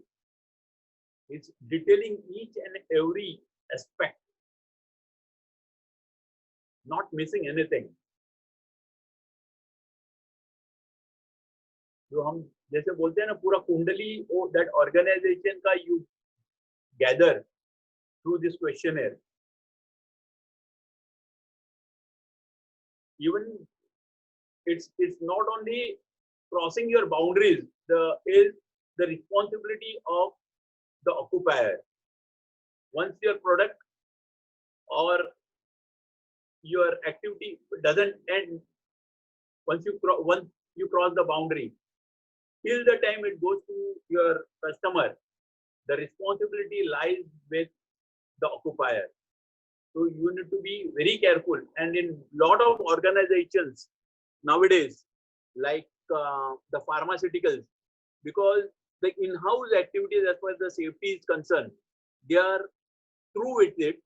Through is basically they have done compliances as well as improvements in their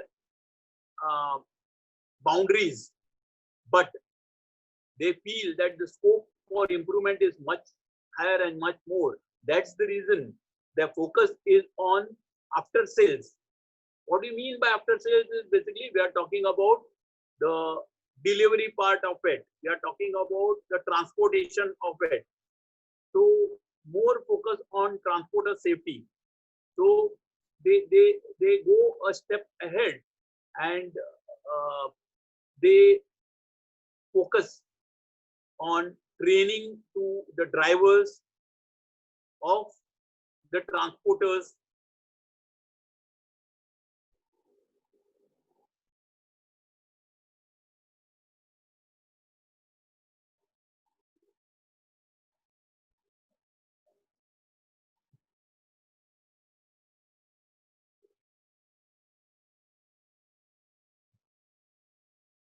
The spill control, basically we are talking about the proactive step.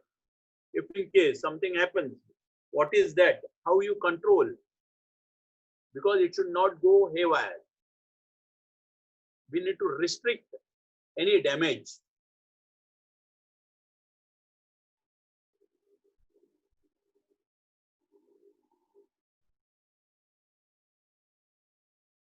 So here the gas cylinder rules.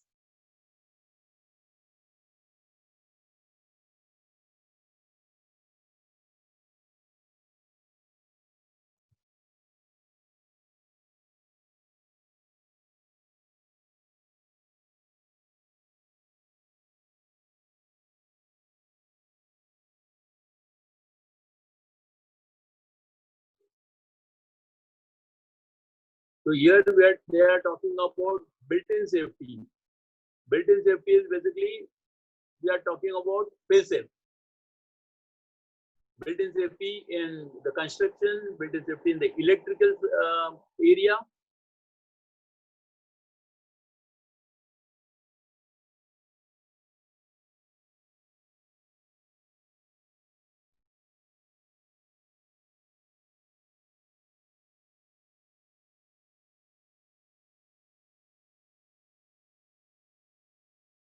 Because if anything goes wrong, there can be a cascading effect.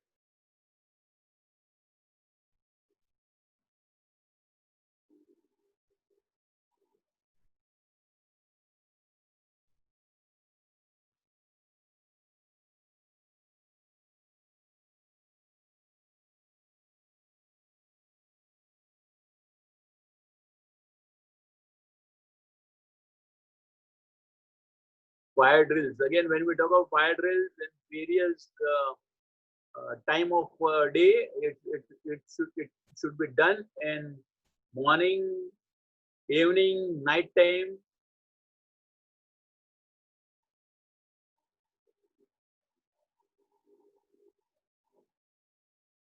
So in the chemical industries, there is a terminology called LOPA, layer of protective analysis. So you have to understand and have those layers of protective analysis. If one layer is not sufficient, you need to go to the another layer. So based on the consequences, you need to look at what is that protective analysis layer. Basically, I need to apply the SIL, safety integrity level.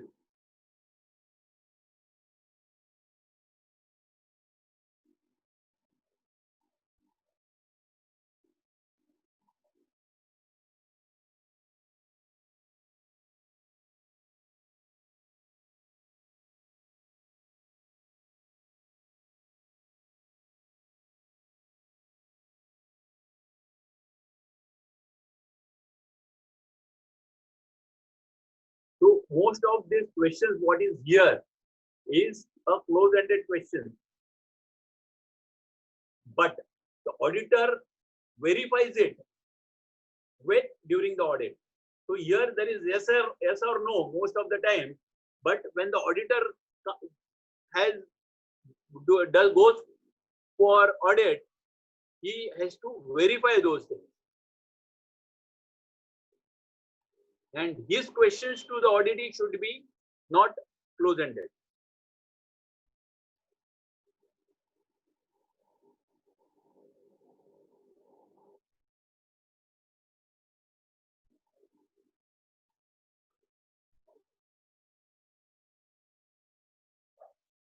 You can see the exhaustive list.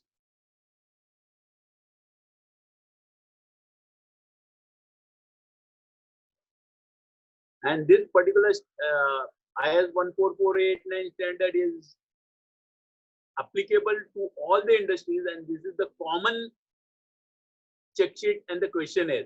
Lot many things must not be applicable to a general type of industries. So basically, they need to put not applicable, but the standard is common for any sort of industries.